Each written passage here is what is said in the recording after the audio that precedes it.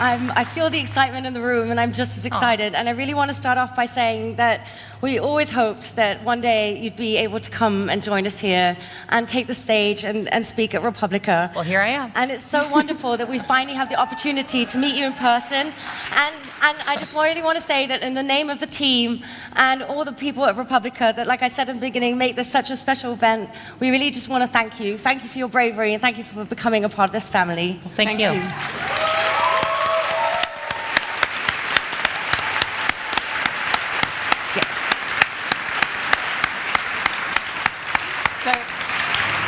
This is your first time in Berlin. How did you like it so far?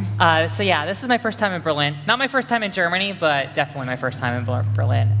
It's been pretty good. I just got off the plane yesterday, and I went straight into the May Day chaos. So perfect. Yeah. Perfect best Berlin experience. Yeah, great. It was a great introduction. Yeah.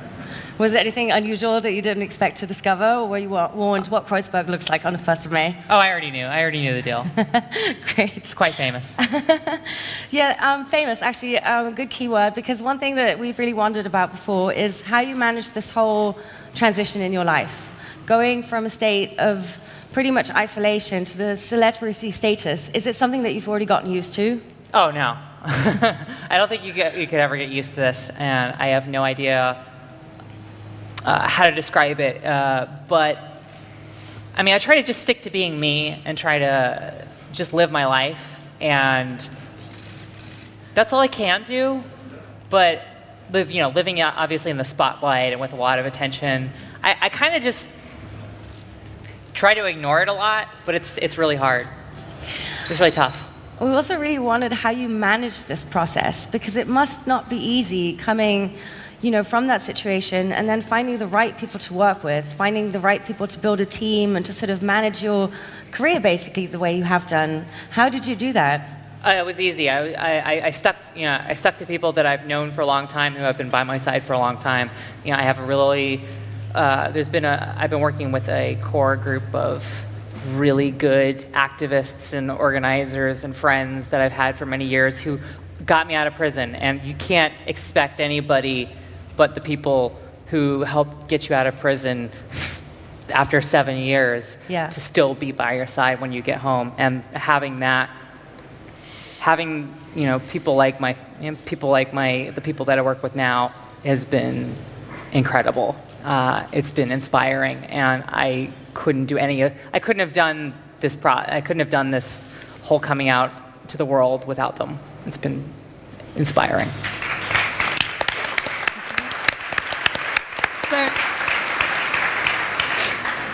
As a public person, you have been talking on a wide range of issues. And I wanted to start by picking up something that Dana said a little bit before that might be also interesting for you.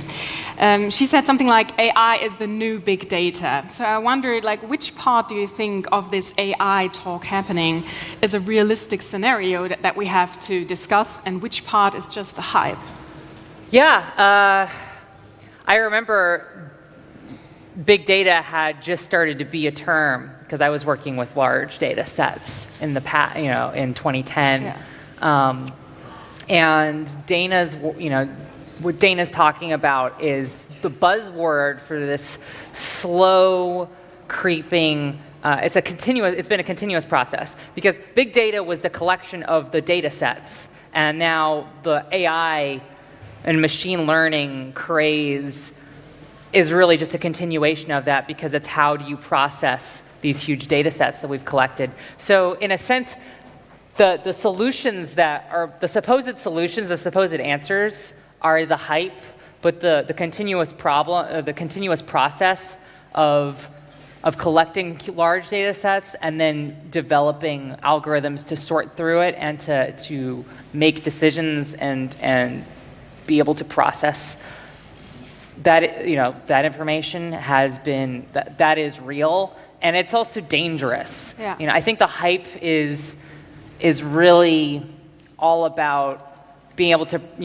help you search for things better, but it's actually determining how our lives unfold. I worked with these big data sets, and I worked on algorithms to process through that data in Iraq. And that became a life and death decision for a lot of people based upon algorithms, based upon incomplete data sets. And so we're just applying, this stuff gets used for these purposes. Like, you can't just see a data set and think, oh, this is only a search history, because it tells you something. And especially with machine learning, to go to sort through it all, machine learning is able to pull out insights that humans just don't have the capacity to. And so we really need to figure out about how to hold the people who are developing machine learning accountable and how they use it, because it is more than just hype. I will say that. It's dangerous. I've read that you have been, in a way, been a victim of algorithmic decision-making yourself when you came out of prison. Can you tell about that story, how you had no access to your accounts? Oh, yeah. So after I got out of prison, I didn't exist for 7 years digitally. So even though I had a bank account, it was in my old name, because I changed my name in the meantime. And whenever you leave prison, they don't give you an ID card and say, hey, here's your identification, here's access to your bank account, they don't give you any of that. You just get marched out the door. And so without photo ID, I couldn't get into my bank account. And then whenever I was trying to do anything, like get an apartment or open, move things around in the bank account, I was assumed to be committing, fraud. And so the tellers would tell me, I can't do this thing because there's a hold on it. We need you to prove that you are who you are. And I didn't yet have the means to do that. So and a lot of people don't have these means in the United States. We don't have, a lot of people can't get a driver's license or can't get a photo ID that easily without paying a lot of money. So these are really bars, and it's like there's no entry, there's no ability to enter into society without already having this paper trail. And if your paper trail is messed up, you can't start, you can't get on the ladder, you can't open a bank account, you can't get, and you might end up with only a criminal history because you get arrested for not having ID or for being somewhere and not having a bank account and not having any money. So, do you think that this example or other ones that, like the ones that Dana has been talking about, are rather a failure by design, like that is often put out there as an explanation, or is there a structural deficit that is showing? These problems are systemic, and they didn't just pop up out of nowhere. They're in society. How police and how the military and how intelligence agencies and how businesses use data is just a continuation and an acceleration of the systemic problems that we have. What they've managed to do, and this is intentional, I don't think that Google and Facebook and big companies are accidentally reinforcing existing systems. They benefit from doing that. So I don't think it's accidental. I think it is an intentional reinforcement of existing problems. Because it's profitable, and because it gives them a sense of distance. So you could say, well, the algorithm says X. I make this decision so it's the computer. The computer says so. The computer says yes. The computer says no. It's not like we're not reinforcing a bias. It's the computer's output. So it gives it, and because machine learning and algorithms are not neutral. As Dana was talking about, it retains whatever bias exists in the data set that you feed it. And there's not really a way, unless you are actively watching the machine learning algorithm and having the insight into the ethical ramifications of your algorithm, and looking back and saying, this is what's happening, this is what the algorithm is doing, and these are the ramifications that it's going to have on society and in different ways. And so whenever these companies don't take the time to have that insight, whenever the people developing them as individuals don't take the time to do that, we end up with these systems.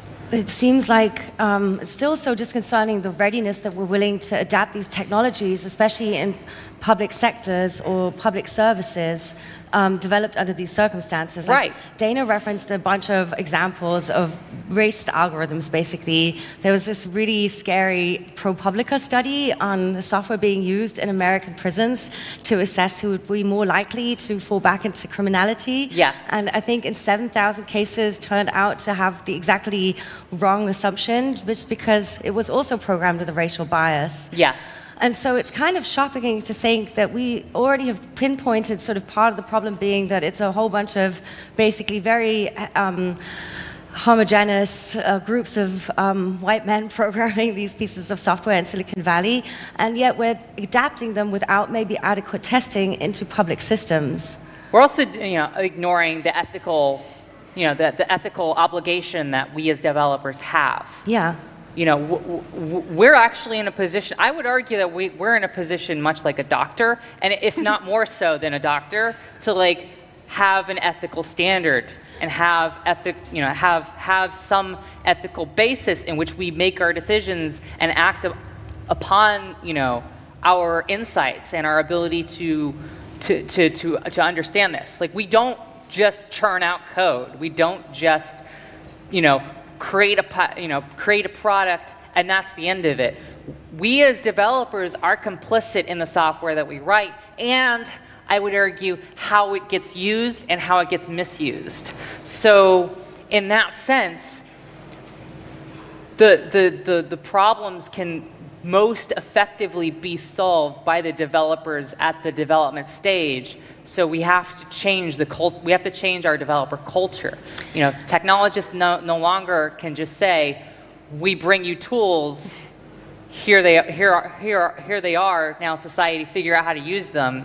We actually have to go through that analysis and through that process ourselves, because we have we're complicit in that. I really love that you say that, and I heard you mention something like that when you spoke at South by Southwest. Yes. Since we also had a panel with the Web Foundation where that was very much the sentiment, and this idea that we're each and every single one of us responsible for building the technologies and for using these technologies.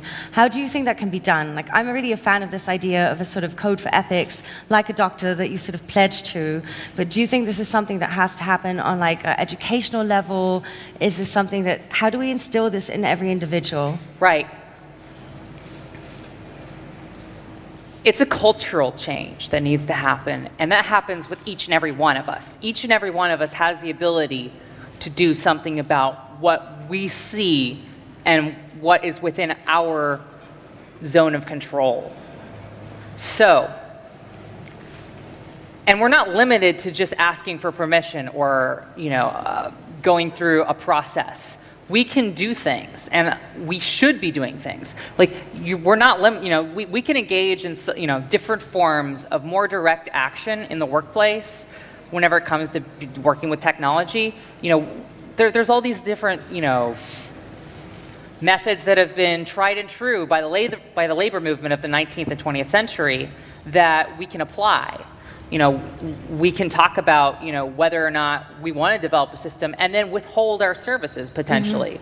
Mm-hmm. Or, if we're being told to do a particular program in a particular way and we raise that issue and it's not addressed, then we're placed in a moral I think that we're placed in a position where we have to make a moral and ethical obligation or a moral and ethical decision to actually ensure that happens regardless of what, our bosses might want. Yeah. I love that Dana ended with Hannah Arendt and sort of picking up on, I think one of the best things that we sort of instilled in German politics is that every member of parliament is not obliged to block vote or follow their party line, but is really meant to follow their own individual consciousness.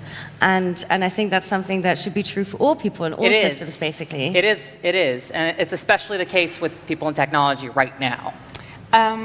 From what Dana said, I had one other thought, and I wonder what you think about this, because what she was pointing out is that there is a huge problem with prejudices in society. So how, when she showed all the babies, and all of them are white, when you notice it, it's obvious. How do we change diversity in our heads? Like, how do we get to a different kind of thinking? Because I think what she pointed out is that this is actually where we have to look first. It's self-awareness. And humans are a machine learning algorithm. Well, our day-to-day lives, we're doing the same thing that a machine learning algorithm is doing, because we're learning. So we learn biases and prejudices, and not necessarily consciously. But we can change. But we have to take a step back and become more self-aware of our position, our privilege, our position in society, and we also have to listen to what other people are saying that aren't us. And one of the things that I've often encountered whenever I'm talking about these things is people will say, well, in my experience, whenever a white person says that, and they're talking about a person of color's experience, they don't have that insight. They don't know what they're talking about. So for them to make an opinion or a judgment, we should be listening to people who, people of color, people, immigrants. We should be listening to what their experiences are and what they're telling us, because we don't have that experience and we don't know that, and because we have these biases built into our system that we learn, and we have to unlearn those. And that's not going to happen, by continuing to go about business as usual. I think that's also something that resonated, while all these technological systems are designed to sort of trap us in our filter bubbles and to not sort of allow us to reach out to other people thinking in other ways, how do we do that individually? How do we do that in our everyday lives? How do you aim to sort of reach out and reach other people you know aren't necessarily aligned with your thought structures? Ask them, talk to them. Don't just listen. Don't just listen to some, and don't just feed yourself and listen to and be engaged with opinions that differ from your. You should be more engaged with opinions that are different than yours and perspectives that are different than yours. Be more open. And it must be hard sometimes, right? It is. It is hard. It's hard work, and but it's work that needs to get done. And people have the ability to learn. And when we don't do this, we end up with we're worse off in society. And we also have to be self-conscious of the fact that these filter bubbles, we're reinforcing them. Yeah. Every time that we engage with these algorithms and we feed into the algorithm and we start to obsess over the tweets that we get because they're in line with our thoughts, or with the articles that we get because they're aligned with our opinions, even though that feels good, it's by not being skeptical and taking a step back and having some critical analysis, we're merely reinforcing these systems. Mm-hmm. From what you're saying right now, I feel that dissent is a very important idea in your political thinking, and I wondered... It's the primary idea in my political thinking. And I wondered, what do you think? Where is the limit of what is debatable in a democracy? Where would you stop talking? Well, you can't have a debate with somebody who is calling for genocide. You can't have a debate with somebody who is calling for ethnic cleansing. And whenever you have discussions, it merely gives them a platform. And I don't necessarily think that handing every single white supremacist a microphone like we do in America, it seems, is a good idea. I don't think that's a requirement. I mean, it's not free speech. It's hate speech. Right, but I don't think free speech means that you hand anybody who has an opinion a microphone. I read in an interview that your actions against the wrongdoing of the American government were the result of certain values that are very important to you. And since I wrote a PhD about civil disobedience, I wanted to talk about what values are that and I value people. I value my friends. I value my family. I value people that I don't know that have similar experiences. I value people that I don't have any knowledge of their experiences or what they go through at all. I see humanity as having an inherent value. That drives me. That drives every moment of my day. I'm not a perfect person, but I try my best to live by these values because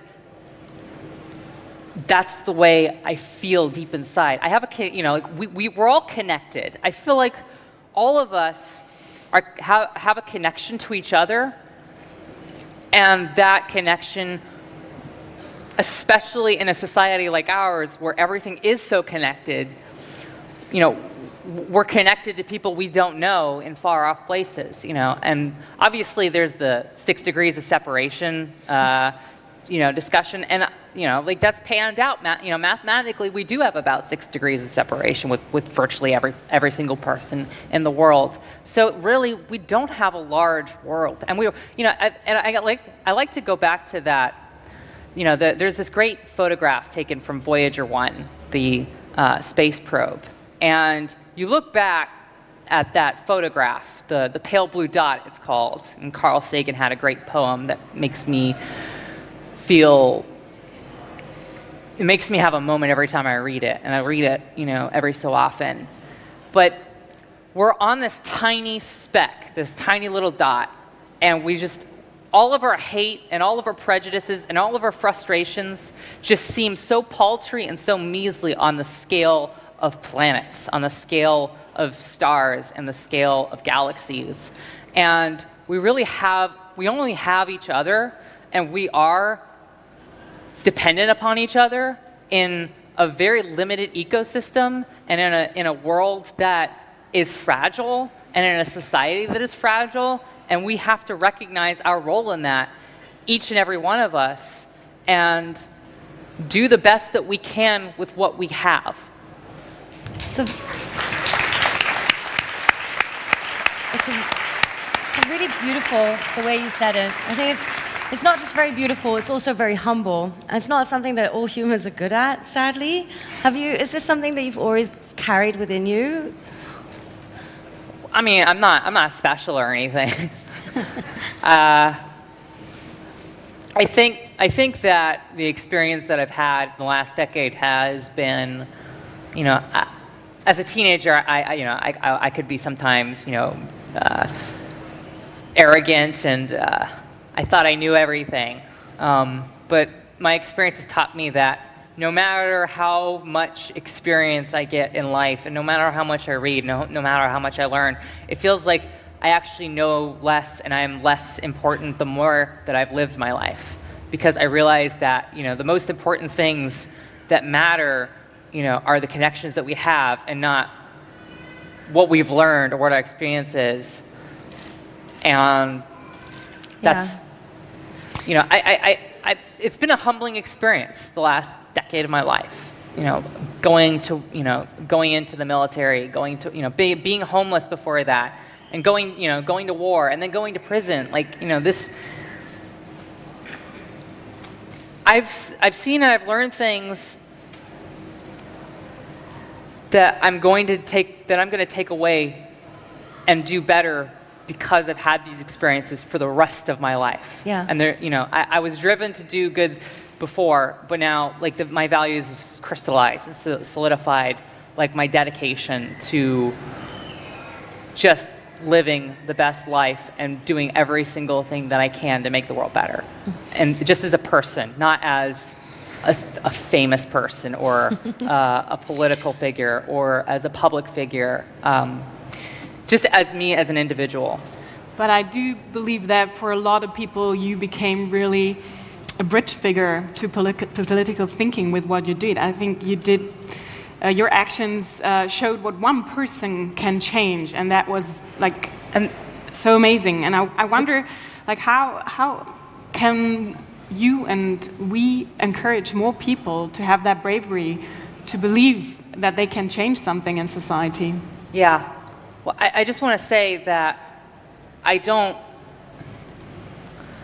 wasn't able to speak for 7 years. I mean, I was able to write a little bit, and I had a Twitter account eventually. But I worry because, you know, I get thrust into being a public figure all of a sudden, and I've never been a public figure before any of this. And when I was in prison, I wasn't a public figure in my day-to-day life. I was a prisoner.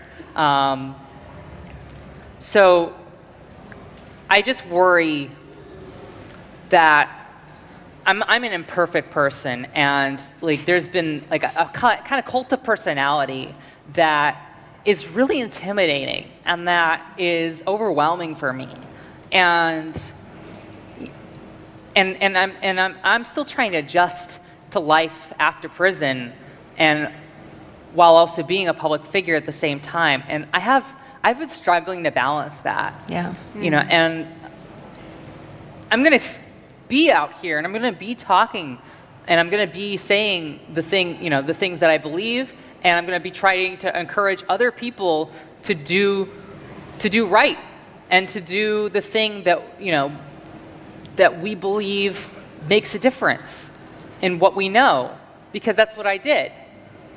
But at the same time, I'm still in recovery. I still need to take time to figure this out, and this is hard. How are you managing that? Because, I mean, that makes so much sense. And at the same time, you're speaking out on so many important topics. You know, it's not just that you're focused on technological issues or prison issues and immigration issues. You've sort of embraced everything that is important to you and you feel is unjust and are speaking out about it. That must also be a lot. Yeah, and the things that drove me 10 years ago, the things I was concerned about, the militarization of police, the use of mass surveillance, the adoption of algorithms in making governmental and corporate decisions that impact our daily lives, have only accelerated and increased in power and increased in the entrenchment that they have. And we see every single major, systemic problem has been made worse and is becoming worse. And we can't wait. I mean, the time for talking about reform was 40 years ago. Mm-hmm. We can't talk about reform anymore. We can't talk about, hoping for change and tweaking something here and there to change things. That's why I'm out here, is because we don't have the time. We don't have the time to figure out, the minor tweaks to make this that. This is a systemic acceleration towards authoritarianism across the board, worldwide, that we have to do everything we can right now to stop. And because we can't ask it to stop, we can't nudge it to stop, we can't make it, we have to make it stop.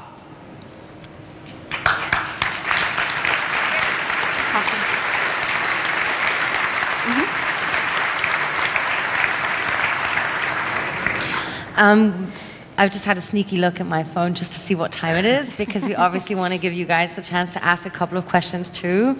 We have wonderful people in the room with microphones, so get ready to ask your questions and spot one of them to come to you in a couple of minutes' time. So, since this is my last question, there's really one that interested me, and that is, your act of whistleblowing changed your life completely. But what has not changed as a person? Like, what stayed the same with you?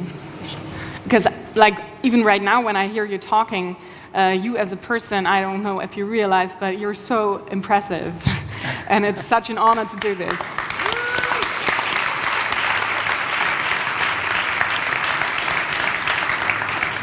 I mean, everything's the same. I'm the same person. Wow. I'm stronger and I'm older and I'm more experienced, but I'm the same person that I was 10 years ago. That's it. Okay. I think that's what makes it so special. You can applaud as much as you guys want. I guess not many people manage to stay so true to themselves with so many extreme transitions in life. So I think that's also something to kind of be proud of.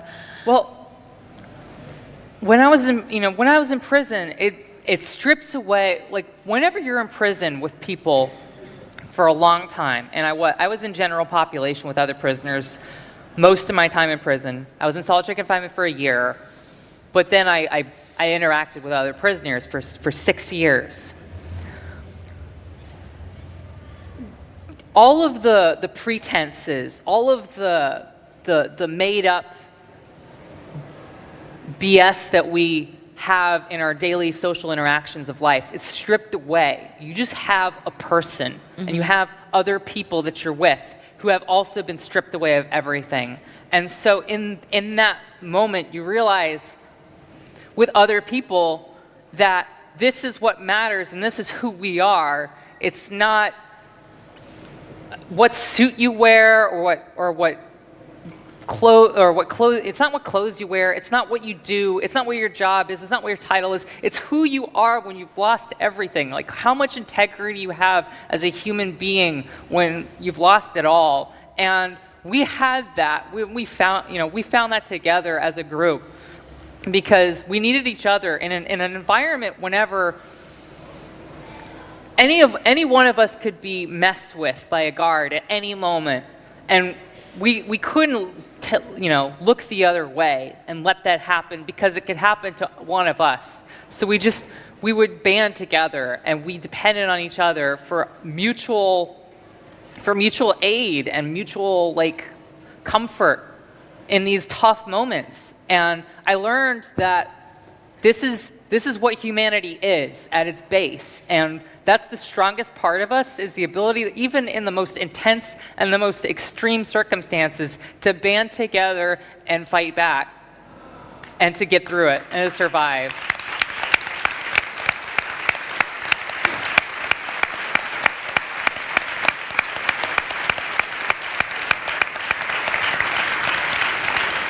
We might take the liberty to squeeze in another question or two from the two of us, but we do want to open it up for you guys now. So can we have the first questions from the audience? Is over there? Somebody with a mic already? Great. Oh, we're waiting for mics. Wonderful. I think they're moving. People with mics. First question, front row, please.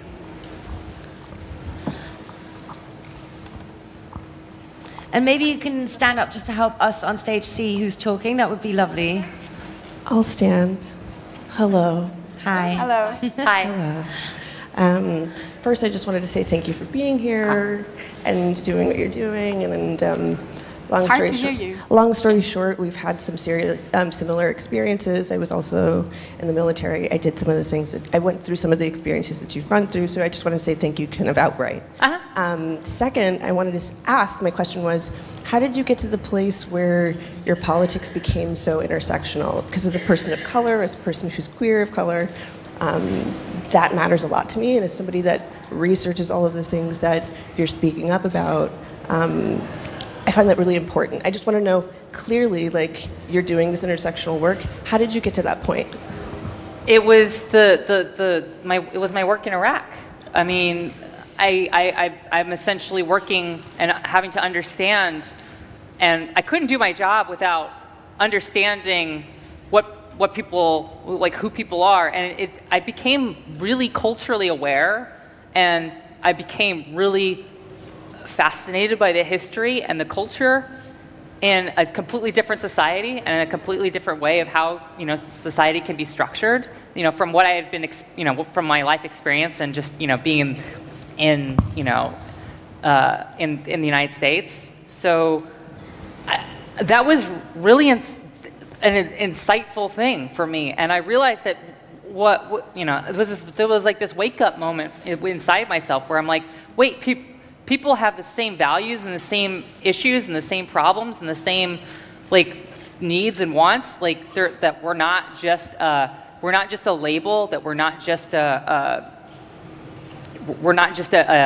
different group of people or a different color of skin, and that's what defines us. No, we're defined as human beings, as individuals, and like who we are, and what our personalities are like. And that was what I learned, and that was the first time that I had really sat down and thought about it. And once I had a click. There was sort of a moment. It's not really a moment that's like, ooh, that's the moment, but like something inside of me like realized just how connected we are in that way, and I couldn't ignore that anymore. So and as a trans person, I really get intersectionality, and I really get how people of different positions and different privileges, how we interact with each other, and how we don't fit within these discrete categories. And that's been, ever since then, it's been really a driver and sort of how I've shaped my understanding of the world. Thank you so much. Over there in the back, and then the lady raising her hand over there after that. Can we get a second person going around with a microphone, please? Perfect. Then it's this lady first, who's been eagerly raising her hand. Okay. Over here. Hi. Hi. Thank you so much. I'm a journalist, and I read that with your data. No, this is a critical question regarding established media, but because I read that you, the data files you sent to WikiLeaks, you also asked the New York Times, the Washington Post to publish it. And I wanted to ask why it didn't happen, why they did ignore you, if you're like also in general critical of established media, and if you have a hint for us from the established media how we should deal with whistleblowers, because I come across it quite often that people, something bad happens and then they get to some established media and they just ignore their quest. What's your advice? Yeah, I did go to the Washington Post. I went to the Washington Post first and the New York Times second. It was a technology barrier and an understanding of the how complex it was. Trying to get a journalist to install encryption is hard. Whenever like this was 2010. Obviously we have tools like Secure Drop, and we have protocols in place in which that's different. That wasn't around back then. So I don't necessarily think that that somebody in my position today would be in the same position that I was, but we do need to try to make sure that whenever you see something, you're able to do something about it, and that it's really up to journalists whether or not you want to be the conduit for that, because you're just going to lose out on the message, because now with the internet we can get we can get things out regardless of whether an established media outlet does covers it or not. And Dana just had a talk about how the blogs are really what drive the narrative now and what drive the conversation now. Established media is just constantly trying to catch up. Sticking with established media, we heard that there is a documentary that is coming out this year about you, and that you are also writing a book. Is that true, or how do you feel about this? I'm writing a book, and there is a documentary. I don't know when the documentary is coming out, and I do believe that the book it's going to be a while, so we don't even have a title for it. I'm still writing it. Writing's hard when you're doing a million things all at once. So, is it a personal book, or is it rather a political analysis? This is going to be very personal, very raw, very intimate. I'm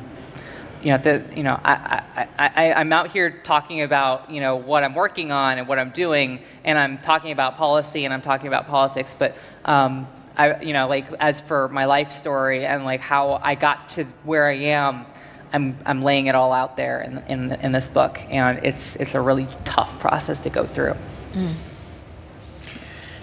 Hi, I'm Michaela from Deutsche Welle. We're also established in the sense of standing in for democracy worldwide, so I think established is not necessarily always negative. You described how the new technology endangers us in the sense of reinforcing attitudes, and you're asking for everyone to challenge their own attitudes at the same time as people's attitudes being shaped by these algorithms. Now, here in Germany, there's a very intense debate on whether to regulate or whether to get ahead of the game by joining the game more. What is your advice for policymakers who actually seek to regulate in the future? And also, from your whistleblowing experience, how much do you fear that in the context of the military it's become even harder and that information is being hidden better in the future for all those whistleblowers who might be out there actually challenging what's being done? Okay, on the first question, regulate or we'll regulate you. that's what I say to policymakers. I mean, they're obviously, and also like we can't depend on regulations or, on changes because they're so arbitrary and they change. We come up, every single society comes up with laws, and then they shift because of lobbying and because of interests, and then even though you might have a regulatory framework, it gets chipped away slowly by lobbying and by the institutional churn within politics. So that's why I'm saying that we shouldn't be depending upon regulatory frameworks to deal with this. And the same thing deals with people in military and intelligence, in commerce, in any kind of environment where there's a restriction on information flow. The systems that we use are tainted. They're inherently, biased in such a way that we can't depend on them. We can't ask them. And institutions can and do fail. They fail regularly. And I have this problem in America where I try to talk about institutions failing, and there's sort of this, because there's this expectation in America that things have always been this way and they will continue to be this way. But institutions do fail, and we, outside of the world, know that. And so we can't depend on institutions. We can't ask for institutions to simply fix themselves. We actually have to make them change. We have to change it ourselves. And that is,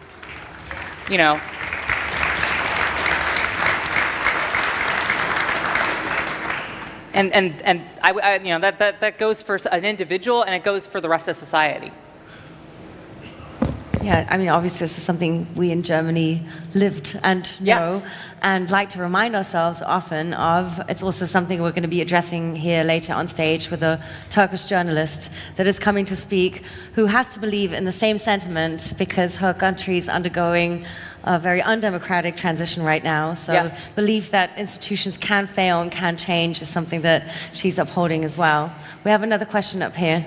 Hi, I'm Hauke, and I'm very happy that you are here. And I wanted to ask if you can share with us how did you know that you will be free, right? The moment in prison, somebody comes to you and say, okay, you can get out in a couple of months. What was this moment like, and how do you prepare after this brutal experience to be free again? Thank you. At first, I did. I mean, at first I didn't believe it. It's like, because when you're in prison for 7 years with a 35-year sentence handed down, you don't tell yourself, within yourself, you have to accept that, and you have to learn how to adapt to that. And that's, I really came to peace with the fact that this was going to happen. And so to have my life change all of a sudden, even in a good way, was very difficult. And it required a period of adjustment, certainly. That was an interesting conversation to have with my family, at least. Hey, it turns out I'm actually going home.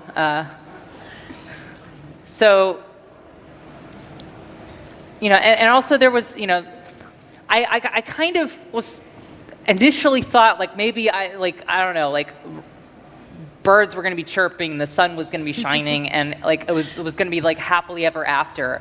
And that's a little naive, in retrospect. But I had lost my sense of what the world was like in a very real way. I've spent most of my adult life in prison, and so most of the things that a 30-year-old would know in American society just by living life normally, I never got the chance to see or do or feel. And so that's been the toughest part with the adjustment process is learning. The way I said it, it was like a first chance at life was how we put it in the commutation. And this is really my first chance at life. My first chance at living life. Thanks for spending some of it here with us. Yeah. One more question there. Hi. Hi. So what you did was super heroic, and you're a role model. And as the U.S. continues its policies all over the world, and there might be people like on the fence thinking about doing something that you did, as a role model, what would you tell those people? Oof, I'm a role model? Yes, whether you like it or not. I'm very uncomfortable with that.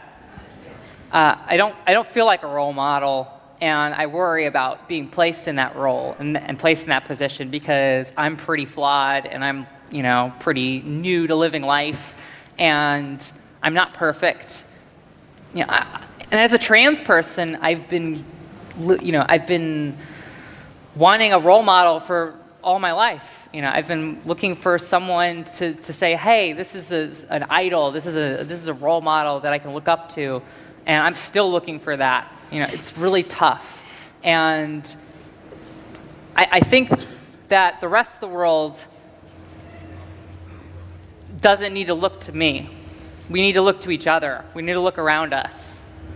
Because in fact, I think that the strongest role models aren't people who end up sitting on a stage here like I am, but end up living lives every day and being in families. And so I just look to my friends as role models. I found some of my role models, and they're my friends. They're the people I work with, the people I live with, they're the people that I spend time with, and they're the people I depend on. And so don't look to an American, famous person. Look closer. Look closer within yourself as well. Maybe we can all be our own role model.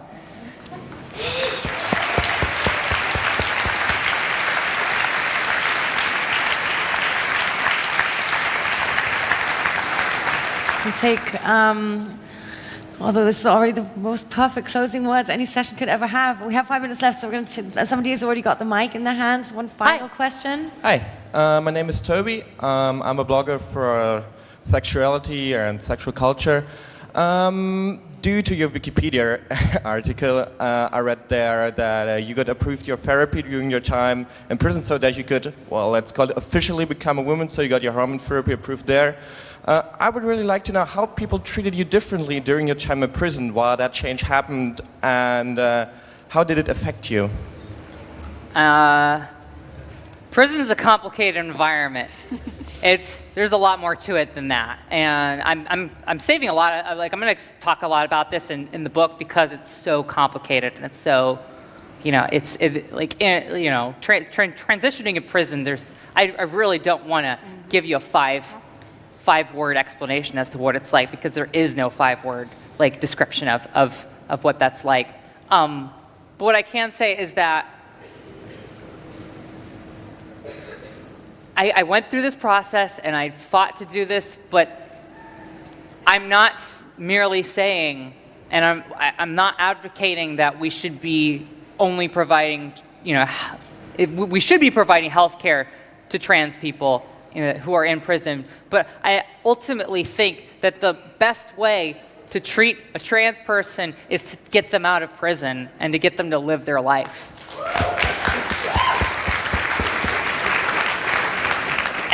And that goes for anyone, not just trans people.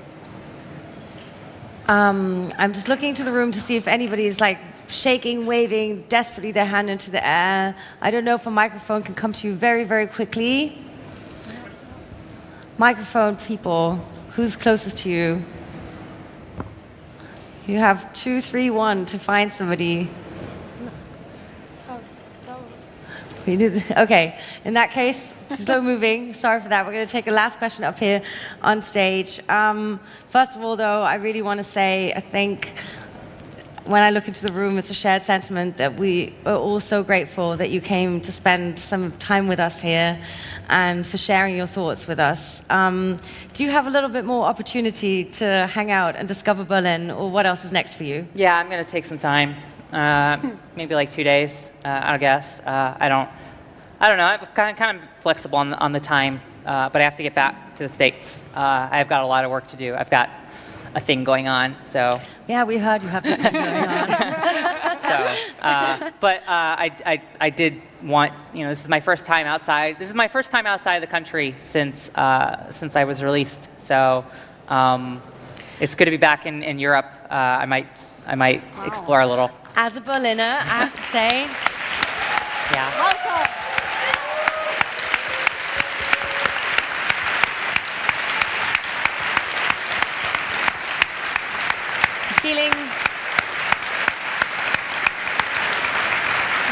Feeling triply honored, and I think I'm speaking for Theresa as well, that as a Berliner, I'm so honored that you'd choose my hometown to come and visit. Pick the perfect time, too. Yes, as a Republica team member, I am so honored that you came to speak at our conference, and of course for the Media Convention Berlin. And as a person, I'm so honored to have shared the stage together with you. Thank you very much. Thanks. Thank you. Thank you so much. It was so amazing. Thanks. Thank you. Thank you all for being a great crowd, as always.